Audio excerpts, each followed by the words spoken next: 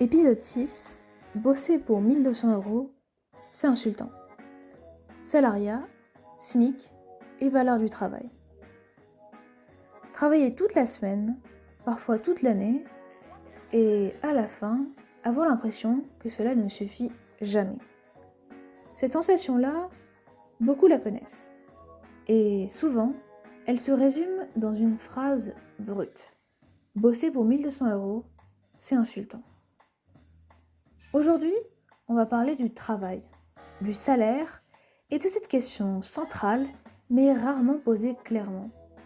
Qu'est-ce que notre société considère comme un travail qui mérite d'être payé ? Chapitre 1. Pourquoi un salaire minimum ? Le salaire minimum n'est pas une évidence naturelle. Il apparaît tardivement quand on réalise que le marché du travail, laissé à lui-même, produit des rémunérations insuffisantes pour vivre. Le SMIC, en France, a pour objectif officiel de garantir un minimum vital. Pas le confort, pas l'égalité, mais la survie décente. Autrement dit, le salaire minimum n'est pas là pour valoriser le travail. Il est là pour limiter les dégâts. Chapitre 2. Le salariat, une norme récente. On oublie trop souvent que le salariat n'a rien d'éternel. Pendant longtemps, travailler pour quelqu'un d'autre contre un salaire était perçu comme une situation transitoire, voire dégradante. Ce n'est qu'avec l'industrialisation que le salariat devient la norme. Et avec lui, une dépendance structurelle. Pour vivre, il faut vendre son temps.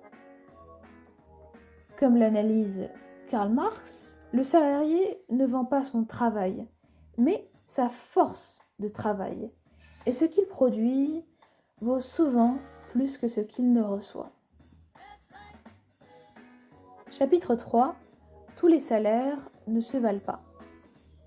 Si le salaire reflétait vraiment la valeur du travail, certains métiers essentiels seraient parmi les mieux payés, mais ce n'est pas le cas.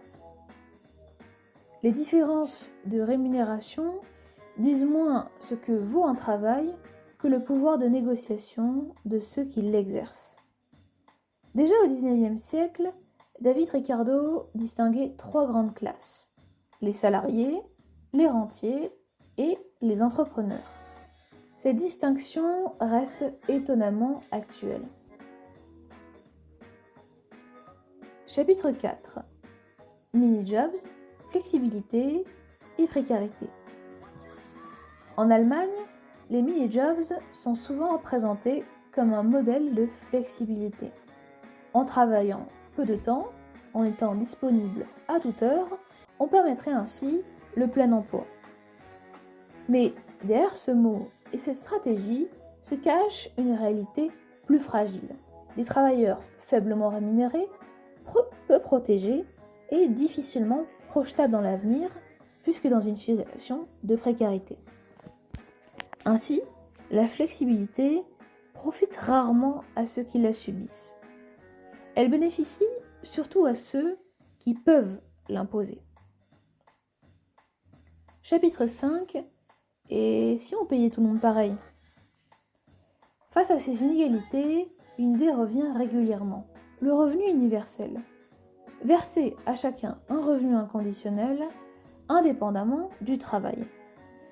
Cette proposition dérange, parce qu'elle remet en cause un lien très fort entre travail et mérite.